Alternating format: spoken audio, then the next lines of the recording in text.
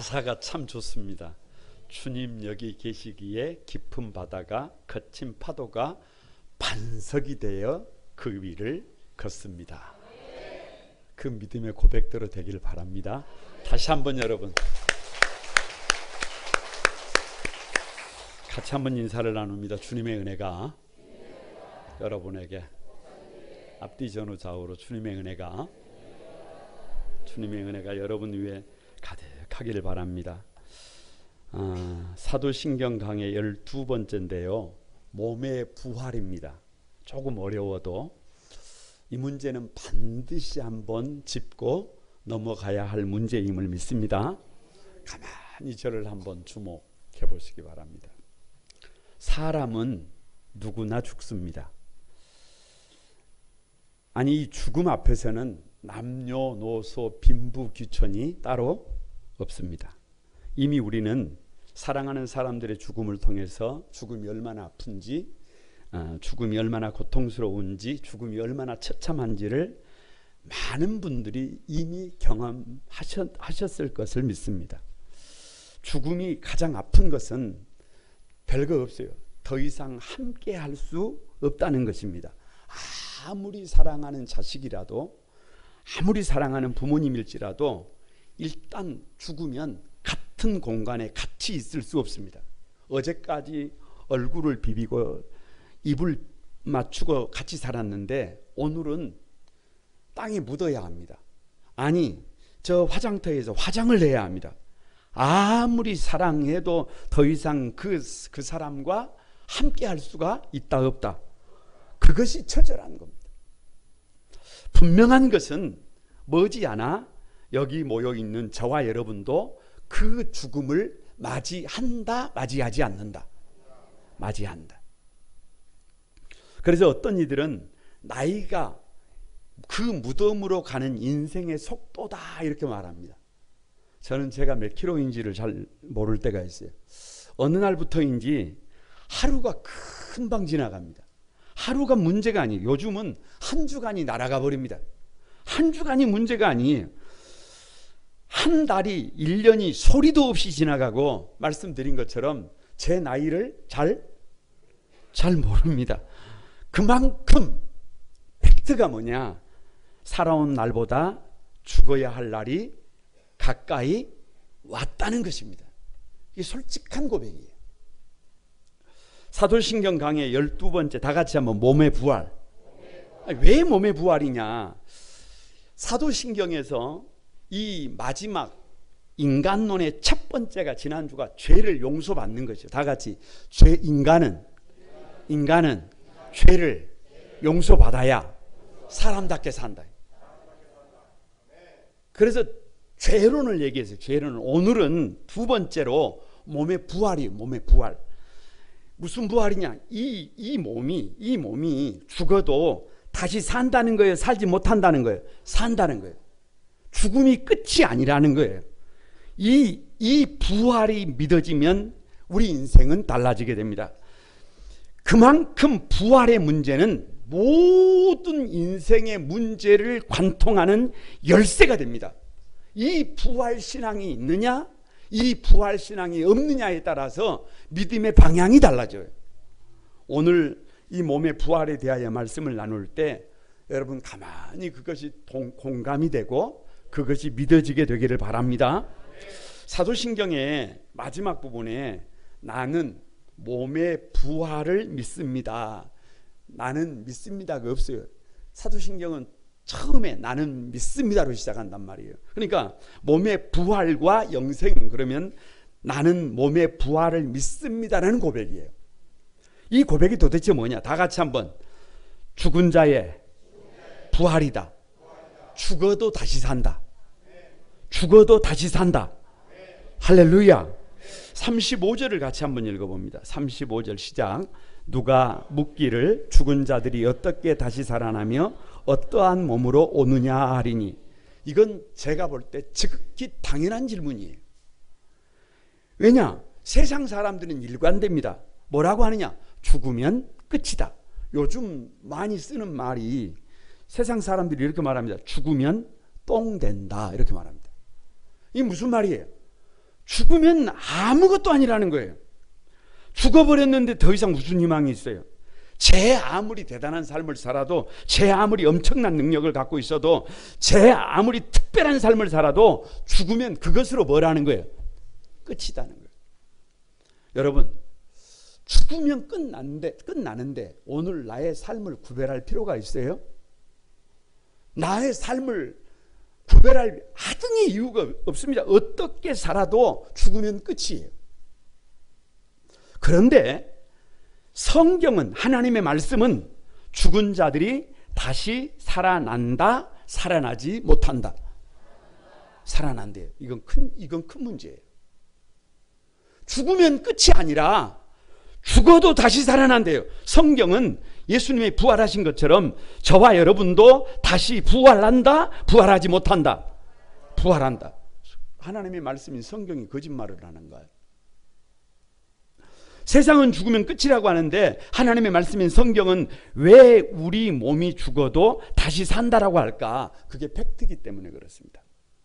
그래서 오늘 우리가 읽은 35절 이전에 1절부터 34절까지 부활의 역사성을 얘기하는데요, 15장 3절에서 4절을 같이 한번 읽어봅니다. 시작.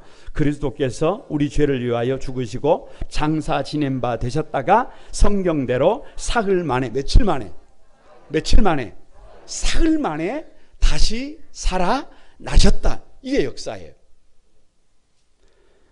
14절을 같이 한번 읽어봅니다. 다 같이 읽습니다. 시작. 그리스도께서 만일 다시 살아나지 못하셨으면 우리가 전파하는 것도 헛것이요 또 너희 믿음도 헛것이라. 만약에 부활이 가짜라면, 만약에 우리가 다시 살지 못한다면 우리가 믿는 모든 것은 헛것이다.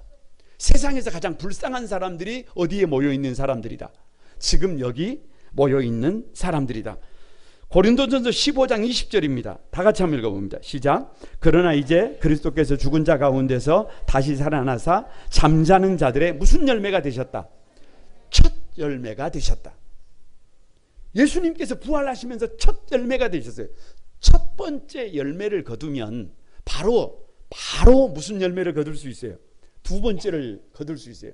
제가 어젯밤에 저녁에 저녁 식사를 하기 위해서 심어놓은 고추나무 위에 가서 고추를 다 수확을 해가지고 싹 가지고 내려갔어요. 그런데 그걸 아내가 모르고 어젯밤에 한 번 더 가서 어떻게 해버렸어요? 따러 갔는데 아니 좀 작은 것을 다 따가지고 와버렸어요. 그런데 오늘 아침에 새벽기도 마치고 보니까 우리 백원사님이 다시 뭐를 따러 올라갔어요. 그래서 제가 빙긋이 웃었어요. 왜? 아니 무슨 말이냐 그러면 첫 번째 수확을 하면 곧 다시 뭐를 하게 된다. 예수님이 부활하셨으면 누구도 부활한다. 저와 여러분도 부활한다. 결국 다시 산다는 거예요? 살지 못한다는 거예요? 다시 산다는 거예요. 우리 생각에는 아무리 생각을 하고 또 생각을 해도 죽은 사람이 다시 살아날 수 있다 없다? 여러분은 믿음이 좋아서 있다로 갑니까? 아니 저는 이 머리로 아무리 생각을 해도 죽은 사람이 다시 살아날 수가 있다 없다? 없어요. 없어. 왜요? 죽어서 무덤에서 썩어버렸는데요. 아니 1000년 전에 불을 태워가지고 새로 돌아가가지고 뿌려버렸는데요. 그러면 우리 생각에 다시 살 수 있어요 없어요? 없어요. 그 말이 안 되는 얘기예요. 아무리 생각을 하고 믿음을 가지고 또 생각을 해봐도 그건 가능한 일이다 불가능한 일이다. 그건 불가능한 일이다. 그런데 성경은 그렇게 생각하는 사람들을 향하여 오늘 뭐라고 말씀하시느냐? 죄송합니다. 어리석은 자여 라고 말합니다. 아니 여러분 어리석다는 말이 무슨 말이에요? 무지하다는 말이 무지하다는 말. 그런 말은 왜 한다는 거예요?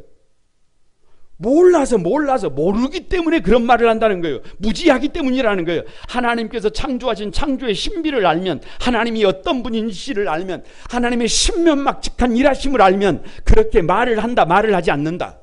말을 하지 않는다.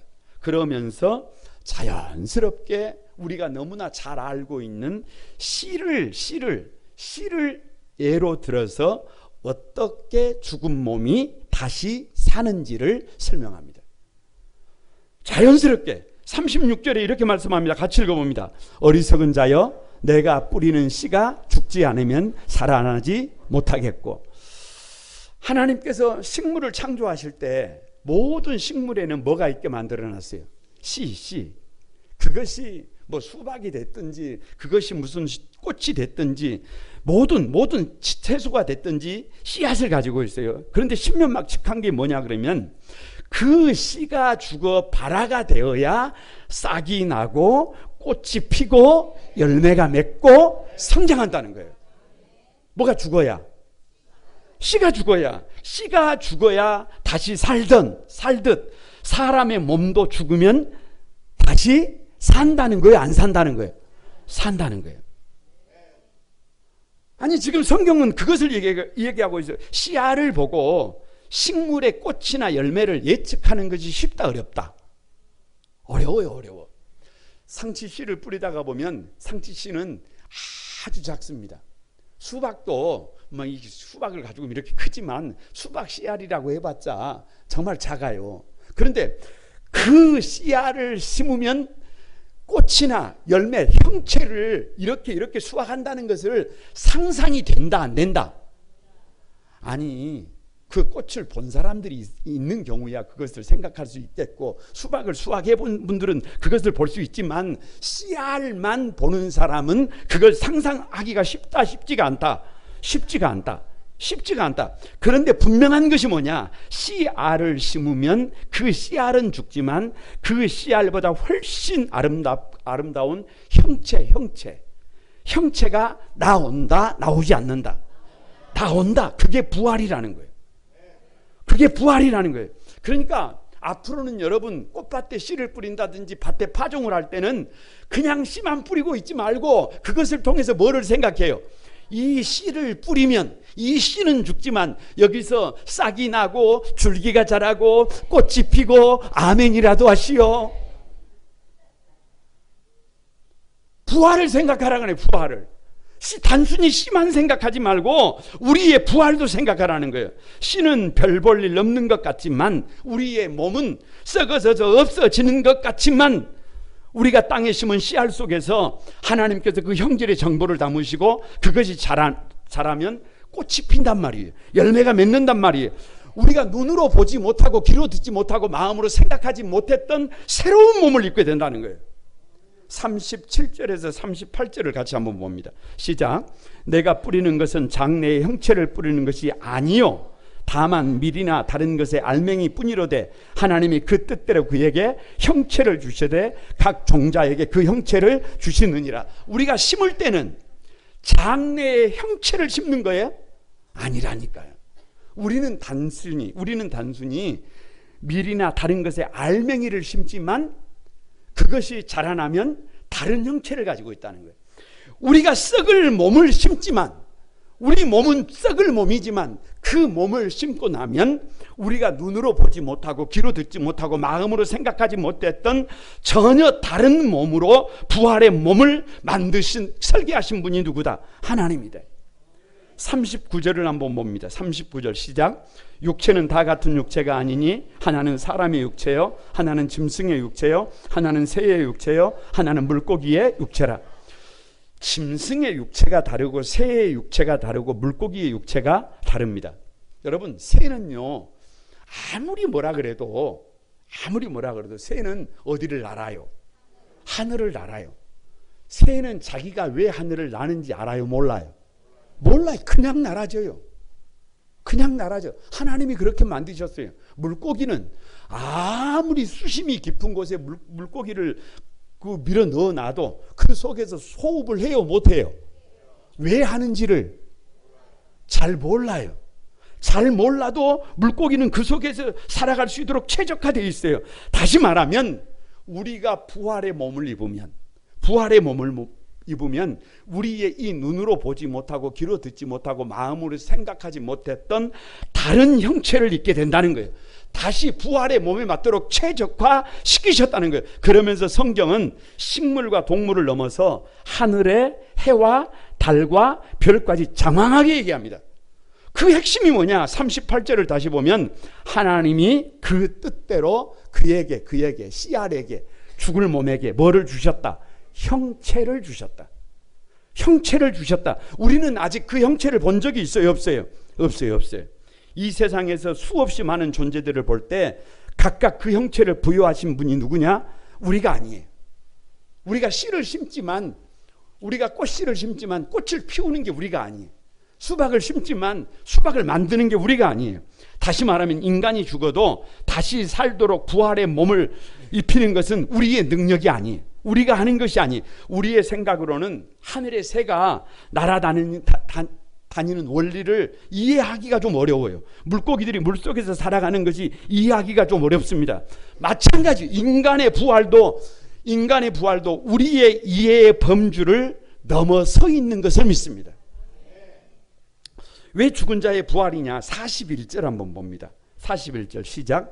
해의 영광이 다르고 달의 영광이 다르며 별의 영광도 다른데 별과 별의 영광이 다르도다. 그냥 쉽게 백문일답입니다. 정답은 하나님이에요. 간단합니다. 해의 영광을 다르게 만드신 분이 누구예요? 해는 낮에 반짝반짝 빛나도록 누가 설계를 하신 거예요? 하나님이. 달의 영광이 다르게 만드신 분이 누구예요? 달은 해로부터 빛을 받아서 밤을 반짝반짝 비치게 만들어 놨어요. 그걸 그렇게 하나님이 설계하셨다는 거예요. 별의 영광을 다르게 만드신 분이 누구예요? 그러니까 하늘에 속한 형체라고 다 똑같은 것이 아니라 모든 것이 고유한 독특한 특성을 가지고 있는 것처럼 부활하기 전에 죽은 몸의 영광과 죽은 뒤에 부활할 때의 몸의 영광이 같다 다르다는 거예요. 다르다는 거예요. 왜 성경이 굳이 이렇게 장황하게 그냥 부활을 얘기하면 될 것을 창조의 이야기를 언급하고 또 언급하고 있을까요? 별거 없습니다. 별거 없어요. 듣는 저와 여러분으로 하여금 다시 한번 하나님이 어떤 분인지를 기억나게 하는 거예요. 우리 하나님은 창조주입니다. 우리 하나님은 죽은 자를 살리시고 없는 것을 있는 것으로 불러내시는 분입니다. 그렇다면 부활이 상식적으로 생각할 때 우리에게는 쉽게 이해되기 어려운 사건임이 분명합니다. 그런데 그것은 누구에게 그러는 거예요? 오늘 나에게 그러는 거예요. 내가 이해를 못하는 거예요. 내가 경험한 적이 없기 때문에 부활은 저와 여러분에게 이해하기 어려운 문제입니다. 사도 바울은 우리의 이해되기 어려운 이 부활이라는 문제를 설명하면서 그 뒤에 계시는 창조주 하나님을 바라보도록 저와 여러분의 시선을 지금 이끌어가고 있습니다. 우리는 다시 살 수 있는 능력이 있다 없다? 없어요. 우리는 우리의 몸도 잘 관리를 못합니다. 그러나 우리가 믿고 고백하는 하나님은 어떤 분이? 창조주. 우주 만물의 창조주, 모든 지혜와 지식으로 만물을 디자인하고 그 형체를 주신 하나님을 믿습니다.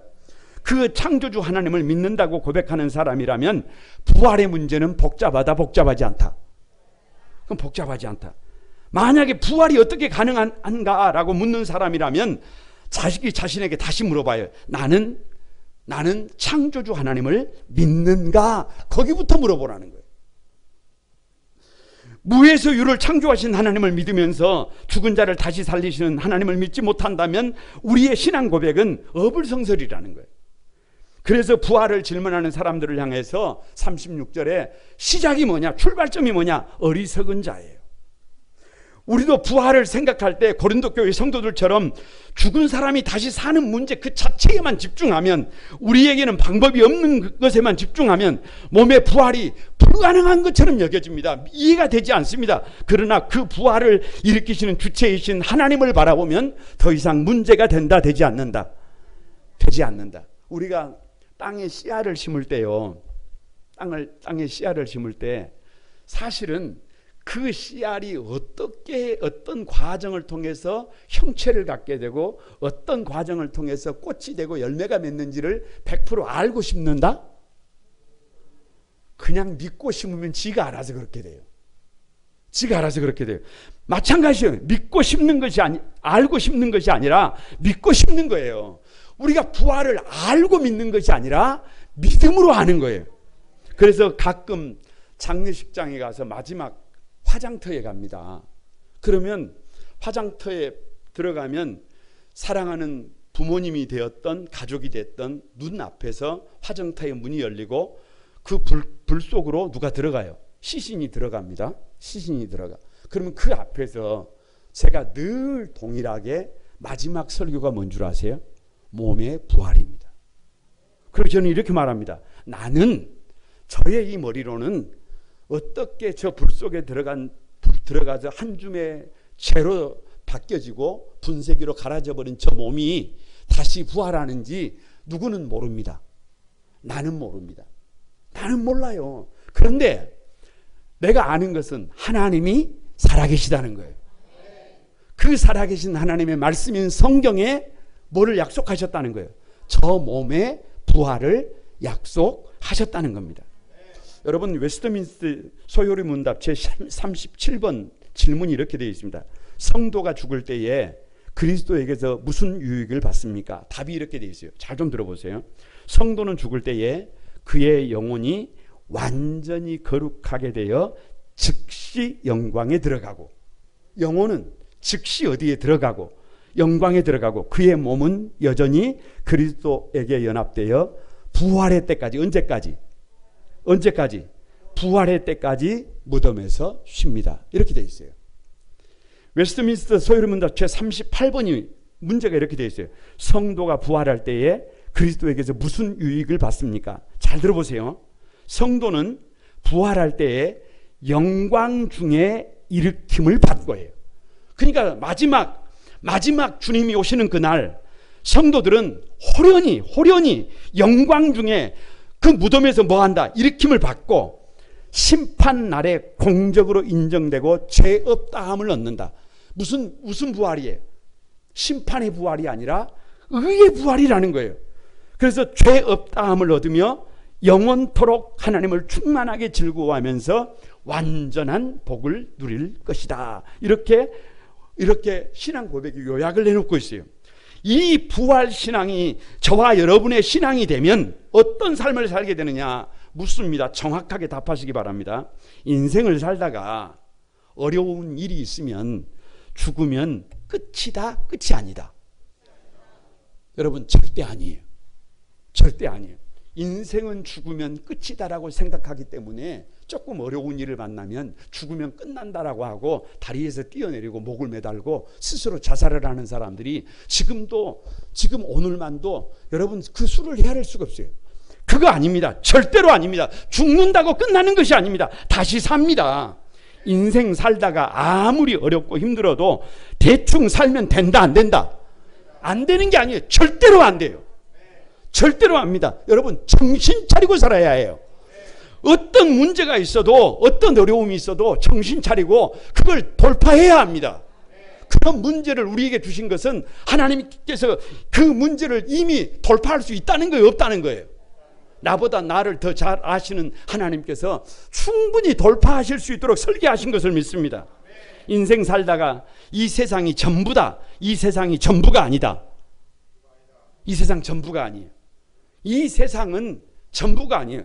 이 세상은 하나의 과정이다. 이 세상은 과정이에요, 과정. 아무리 어렵고 힘들어도 이 과정을 견디어내고 나면 그 다음이 있어요. 그 다음이 있어요.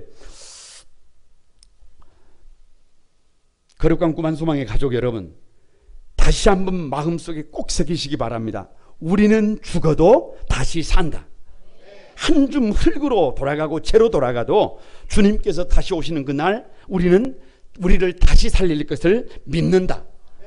앞뒤 전후 좌우로 인사 한번 합니다. 우리는 죽어도 다시 산다. 후회 없이 살아야 한다. 후회 없이 살아야 한다. 절대로 포기해서는 안 된다. 이 부활 신앙으로 일어나라. 두 번째, 사도신경에 나는 몸의 부활을 믿습니다라고 하는 이 고백이 뭐냐? 다 같이 한번 따라해 봅니다. 부활의 몸은 신령한 몸이다. 그러니까 부활할 때 이 몸이 다시 사는데 이 몸은 이 똑같은 몸으로 사느냐? 아니라는 거예요. 신령한 몸으로 산다는 게 35절을 다시 읽어봅니다. 35절 시작. 누가 묻기를 죽은 자들이 어떻게 다시 살아나며 어떠한 몸으로 오느냐. 부활의 몸은 어떠한 몸이냐. 여러분 이거 당연한 질문이에요. 저 보세요. 부활에서 두 번째 질문은 다시 살아난다면 부활할 때 몸은 어떤 몸이냐. 다시 사는 것을 믿는다면 이제 두 번째는 어떤 몸이냐는 거예요. 근데 여기서 꼭 생각해 봐야 될 것이 대부분 사람들이 죽을 때 젊은 사람들이 죽어요. 나이 든 사람들이 죽어요. 예외도 있지만 나이가 많다는 것은 곧 부름을 받을 가능성이 많아요. 그래서 나이가 많다는 것은 죄송합니다. 나이가 들었다는 것은 늙었다는 말이에요. 얼굴은 어떻게 됐어요? 주름이 가득해요.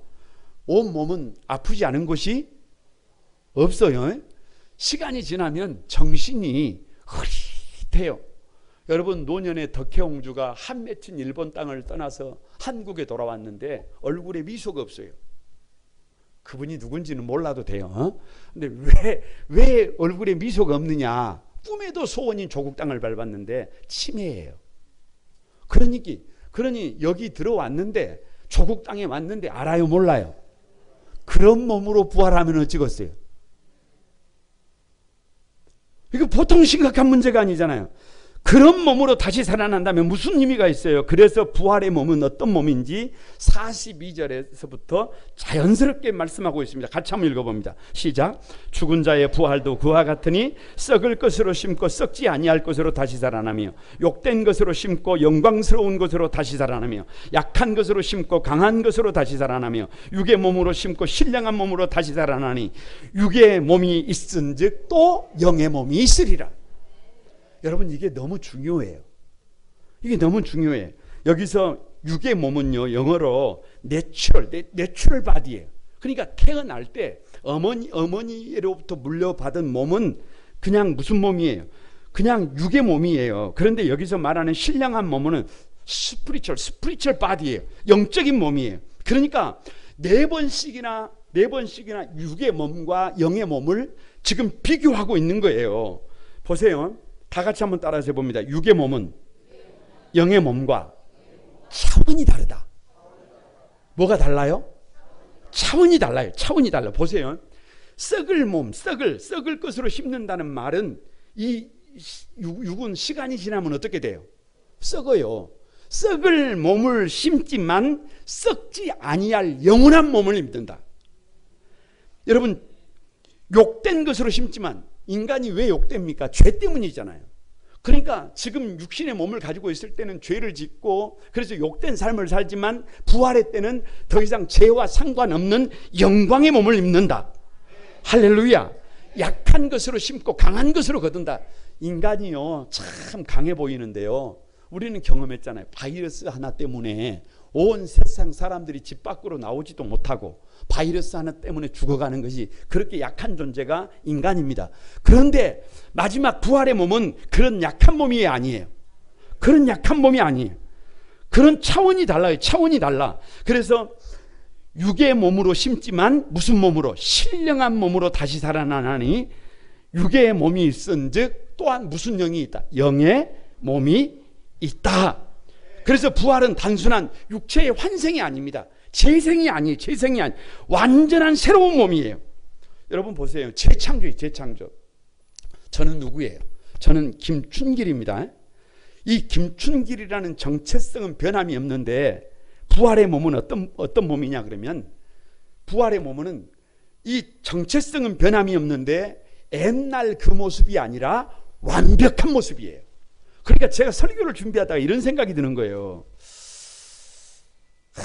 누가 부활하는 것을, 제가 좀 부활한 것을 누가 좀 봐야 되는데, 우리 아내가 봐야 하는데, 우리 아이들이 좀 봐야 되는데, 우리 부모님이 봐야 되는데 얼마나 아름답겠어요.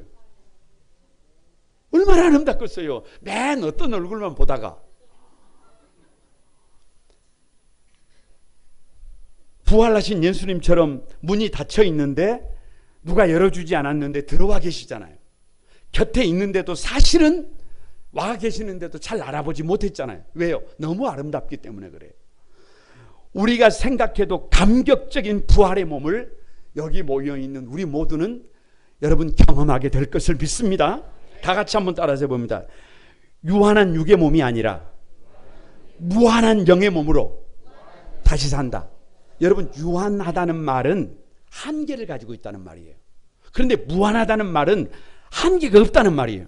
저는 믿음으로 달려가면서 늘 이런 생각을 해요. 기독교 신앙의 최고의 강점이 뭐냐 그러면 다시 사는 거예요. 제가 어렸을 때 저의 삶을 가만히 이렇게 뒤돌아보면 왜 그렇게 못하는 게 많았는지 몰라요. 왜 그렇게 못하는 게 많았을까를 생각해 볼 때 사실은 집안의 형편하고 좀 연관이 있어요. 왜? 친구들이 축구하고 놀고 산 뒷산에서 총싸움하고 놀 때 누구는 거기 갈 수가 있어요, 없어요? 아, 저는 못 가. 왜? 집안이 너무 어렵기 때문에 가서 일해야 된단 말이에요. 그래서 오래간만에 축구를 하러 나가가지고 축구를 하려고 하면 공이 앞에서 날아오는 게 아니라 공이 뒤에서 날아와서 자빠져요. 그러니까 차분하게 앉아서 공부를 하고 있을 만한 그런 뭐가 없었어요. 여력이 없었단 말이에요. 그래서 잘하는 것보다 못하는 게 더 많아요. 못하는 게 더 많아. 그런데 예수님을 딱 믿고 나니까 예수 믿는 것은 부활이에요. 부활. 다시 사는 거예요. 가만히 믿음을 가지고 도전하면 된다 안 된다. 누가 안 된다 그래? 누가 안 된다 그래? 해보니까 도전하면 하나님이 길을 열어주시더라고요. 되게 만드시더라고요. 예수 믿는 것은 다시 사는 사람이, 그래서 예수 믿는 사람은 부활하는 거예요. 십면막측합니다. 그런데요, 예수 믿고 아무리 불가능을 가능하게 해도 죄송합니다. 천천히 나이 들어보세요. 천천히 나이 들어보세요. 죄송합니다. 한계가 드러난다 안 드러난다? 별거 없어요. 또 드러나. 이 세상이 전부가 아니에요. 우리 성도들의 삶을 보면서 우리 성도들의 삶이 좀 건강했으면 좋겠는데 왜 그렇게 아픈 사람이 많은지, 우리 성도들의 삶을 가만히 들여다보면 좀 부요했으면 좋겠는데, 아멘이라도 좀 하시오. 좀 넉넉했으면 좋겠는데 그 넉넉하지 못해요. 아니, 우리 성도들의 삶이 좀 뭐라고 할까요? 좀 역동적이었으면 좋겠어요. 막 눈을 보면 눈이 반짝반짝하고 막 어깨를 딱 펴고 무슨 일을 해도 당당하게 했으면 좋겠는데 그냥 늘, 아니 안타까울 때가 많다니까요. 그런데 부활의 몸은 그런 몸이 아니라니까요. 부활의 몸은 그런 몸이 아니라 영원한 몸이에요. 무한한 몸이에요. 한계가 없는 몸이에요. 이 얼마나 엄청납니까? 반드시 부활해. 반드시 부활해. 육의 몸은 하나의 씨앗이에요. 유한한 인생을, 이 육의 몸을 가지고 유한한 인생을 어떻게 사느냐에 따라서 썩어질 육의 몸 안에 부활할 때 드러나는 DNA가 심겨지는 거예요. 하나님이 형체를 만드시는 거예요. 유한한 인생을 살면서 영원한 하나님을 믿는다면 하나님의 생명의 DNA가 우리 안에 심겨지는 것입니다. 우리가 어떻게 땀 흘리고 어떻게 수고하고 어떻게 헌신하고 어떻게 최선을 다하느냐에 따라서 하나님의 영광의 DNA가 생성이 되는 줄로 믿습니다. 백문일답입니다. 정답은 괜찮습니다. 뭐라고요? 당당하게 해도 됩니다. 우리가 세상을 살아갈 때 한계를 좀 갖고 있어도 괜찮아요. 괜찮아. 우리가 세상을 살아갈 때, 죄송합니다, 장애가 좀 있어도 분명히 괜찮다 그랬어요. 괜찮아요. 괜찮아. 장애가 좀 있어도 괜찮아요. 우리가 세상을 살아갈 때 건강하지 못하고 약하고 병들고 나이 들수록 기억력 떨어지고 눈도 침침해지고 순발력도 떨어지고 육체적인 힘도 없어져도 진짜 괜찮다 그랬어요. 진짜 괜찮다 그런 겁니다. 우리가 이 세상을 살아갈 때 공부를 많이 못하고 부유하지 못하고 대단한 삶을 살지 못해도 괜찮아요. 괜찮아요. 왜? 여기가 전부가 아니에요. 여기가 전부가 아니에요. 그런 한계를 갖고 있어도, 그렇게 장애를 갖고 있어도, 그렇게 약하고 병들어도, 그렇게 대단한 삶을 살지 못하도 믿음으로 사는 사람들에게는 더 이상 유한한 몸이 아닌, 한계가 아닌 무한한 영의 몸으로 다시 사는 것을 믿습니다. 부활한 뒤에 가장 놀랄 사람이 누구예요? 나요. 나는 빨리 부활하고 싶어요. 빨리 다시 산 나를 보고 싶어요. 할렐루야. 그래서 그 모습을 누구에게 보여주고 싶어요? 우리 아버지에게 보여주고 싶어요. 우리 어머니에게 보여주고 싶어요. 아니 여러분, 미리 한번 가만히 생각하면서 그 부활의 몸이 어떤 몸일지를 생각하면서 한번 가만히 생각을 해보시기 바랍니다. 그러면 설교를 준비하다가 제가 혼자 뭐라고 그랬냐면, 와, 같이 한번 해보세요. 와, 얼마나 놀라울까요? 변화된 자기를 보고 놀랄 것입니다. 천국은 저 멀리 있는 천국을 땡겨서 오늘 사는 거예요. 그러니까 여러분, 부활신앙은 지금 변화될 그때를 오늘 우리 자리로 끌어당겨서 그렇게 변화를 경험하는 여러분이 되시기를 바랍니다. 결국 다 같이 한번 따라하세요. 부활의 몸은 예수님의 형상을 입는 것이다. 45절 한번 봅니다. 45절 같이 한번 읽어봅니다. 시작. 기록된 바 첫사람 아담은 생령이 되었다 함과 같이 마지막 아담은 살려주는 영이 되었나니. 자 보세요. 첫사람 아담은 생령. 그래서 사람의 아들로 태어나면 이렇게 응아하고 울잖아요. 몸을 가지고. 그 말이에요. 그런데 마지막 아담은 누구냐? 예수님은 죽은 사람을 살려주는 영이 되었다. 그래서 예수님을 모시고 사는 사람들은 다시 산다는 백문일답입니다. 정답은 예수 그리스도예요. 뭐라고요? 우리를 다시 살리시는 분이 누구예요? 우리를 다시 신령한 몸으로 부활하게 하시는 분이 누구예요? 우리를 결코 포기하지 않고 다시 살게 하시는 분이 누구예요? 우리가 다시 살 수 있는 마지막 기회가 되어주시는 분이 누구예요? 예수 그리스도. 그래서 49절 한번 보세요. 49절 시작. 우리가 흙에 속한 자의 형상을 입은 것 같이 또한 하늘에 속한 이의 형상을 입으리라. 우리가 이 세상을 살아갈 때는 우리 앞에 표가 하나 붙어있어요. 흙표예요. 흙표. 무슨 말이에요? 이 세상을 살아갈 때는 흙에 속한 자, 아담의 형상을 입고 살아가기 때문에 뭐 별날 뭐 아닌 것처럼 해도 우리는 다 흙표예요.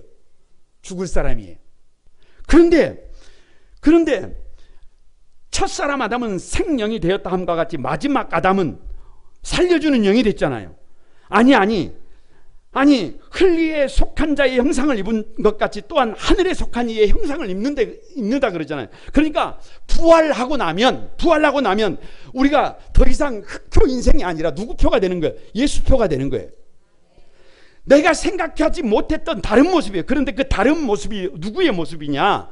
예수 그리스도의 모습이에요. 예수님 표의 몸. 아멘.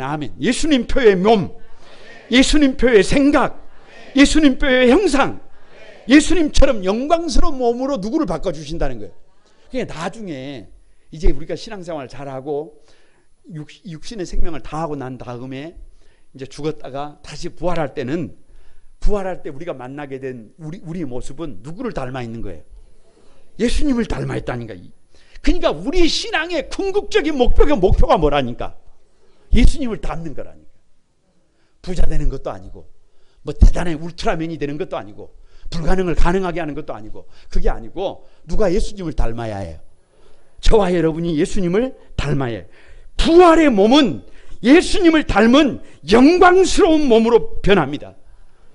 이게 자기가 놀라는 거예요. 자기가 누구를 가만히 보고, 나를 가만히 볼 때 어머 옛날에 그 무지막지한 내가 누구를 닮아버렸어요. 오, 세상에 나를 보니까 내가 누구를 닮았네. 다 같이 한번 오 주님 좀 제발 그러세요. 제발 누가 살아서 막 꿈틀거리지 말고, 내가 살아서 꿈틀거리지 말고. 그래서 다시 말씀드리지만 왜 부활신앙으로 살아가느냐 그러면, 부활신앙으로 살아가는 사람들이 오늘도 예수님을 닮습니다. 왜 부활신앙으로 살아가느냐? 부활신앙으로 살아가는 사람들이 예수님을 닮아서 작은 예수가 될 때, 그것이 오늘 이 세상에서 살아가는 저와 여러분이 가족들에게, 이웃에게, 성도들에게 줄 수 있는 최고의 선물이 뭐예요? 내가 예수 그리스도를 닮는 거예요. 여러분 한번 생각해 보세요. 가만히 집에 갔는데 배우자가 손을 한번 잡아주는데 누가 손을 잡아주는 거예요? 예수님이. 세상에 부모님이 자식들 손을 한번 잡아주는데 자식이 보니까 우리 부모님이기는 부모님인데 세상에 누구시네? 예수님이네. 아니 교회 와서 성도들이 집사님 오랜만이세요 라고 한번 안아주는데 누구예요? 누구? 예수님. 거기가 어디예요? 거기가 천국이에요. 여러분, 이 은혜를, 이 부활신앙을 가지고 이 은혜를 반드시 경험하고 믿음으로 승리하는 여러분이 되시기를 주님의 이름으로 축복합니다. 우리 찬양하면서 결단하겠습니다.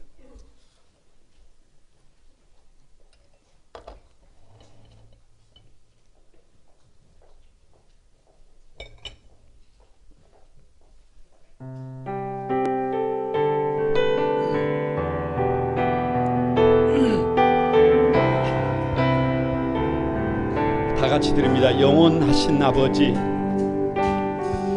영원하신 아버지, 창조주 하나님, 전능의 주, 그의 성령으로 잉태된, 그의 성령으로 잉태된 주 예수, 우리 구원자, 우리 구원자, 하늘에 계신 아버지, 하늘에 계신 아버지, 독생자 구주 예수, 성령 하나님 믿으며 삼위일체님의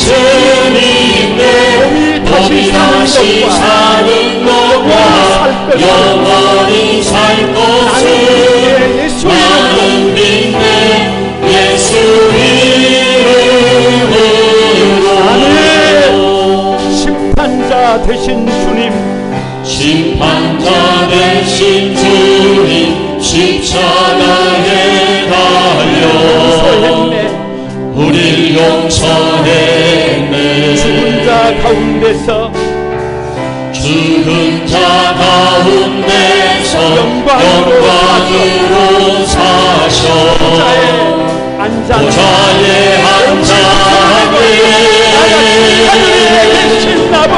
하늘에 계신 아버지, 독생자 구주 예수, 성령 하나님 믿으며 삼위일체 믿네. 몸이 다시 사는 것과 영원히 살 것을 나는 믿네. 예수 이름으로.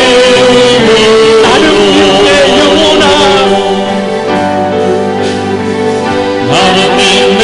영원한 성령으로 잉태하신 주님의 거룩한 교회와 성도의 교제를 주님 다시 오시는 날 다시 사는 것을 나는 믿네.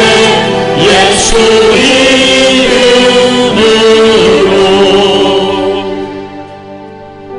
여러분, 우리 같이 한번 기도하면 좋겠습니다. 여러분은 몸의 부활을 믿습니까?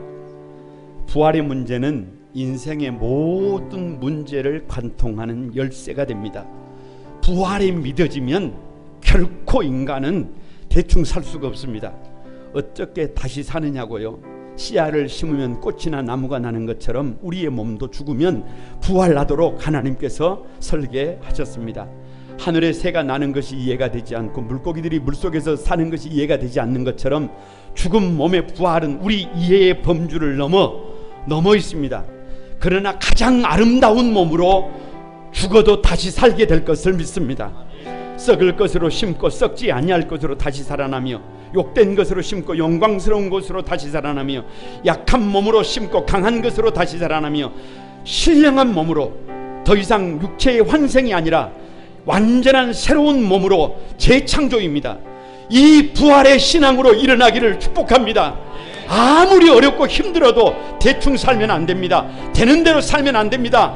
오늘 죽어 부활하는 삶을 통하여 예수 그리스도를 닮아야 합니다. 오 주님, 날마다 죽게 하시고 날마다 부활하게 하여 주셔서 부활의 증인 되게 해주소서. 다 같이 한번 주여 삼창하고 여러분 같이 기도합니다. 주의 오 하나님 감사합니다. 하나님 아버지, 비록 유한한 몸을 가지고 있지만 하나님 아버지 최선을 다하지만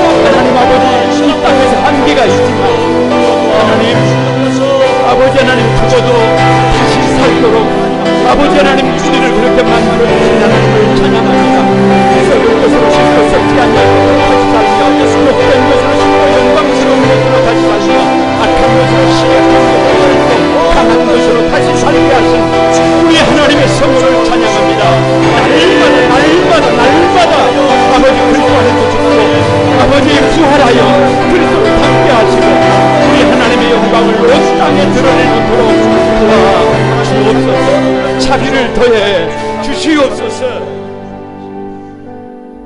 거룩하신 주님, 초대교회의 영지주의자들이 인간의 몸과 영으로 구별하고 이원론으로 생각하고 육이 얼마나 더러운지 육의 문제를 지적하다 보니까 몸을 더럽게 생각했습니다.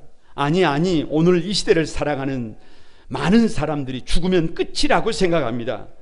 그런 우리를 향하여 거침없이 몸의 부활을 말씀하시고 썩을 것으로 심고 썩지 아니할 것으로 다시 살며 욕된 것으로 심고 영광스러운 것으로 다시 살며 약한 것으로 심고 강한 것으로 다시 사는 더 이상 몸이 아니라 신령한 몸을 얘기하시는 우리 주님 앞에 하나님 아버지, 우리 거룩한 꿈한 소망에 사랑하는 성도들 한 사람 한 사람이 날마다 죽고 날마다 부활하여 그리스도의 형상을 입게 하여 주옵소서.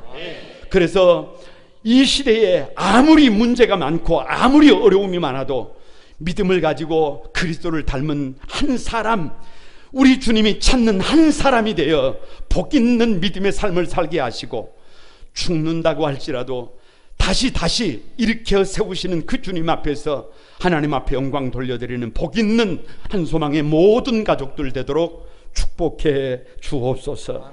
예수님의 이름으로 기도드리옵나이다. 아멘.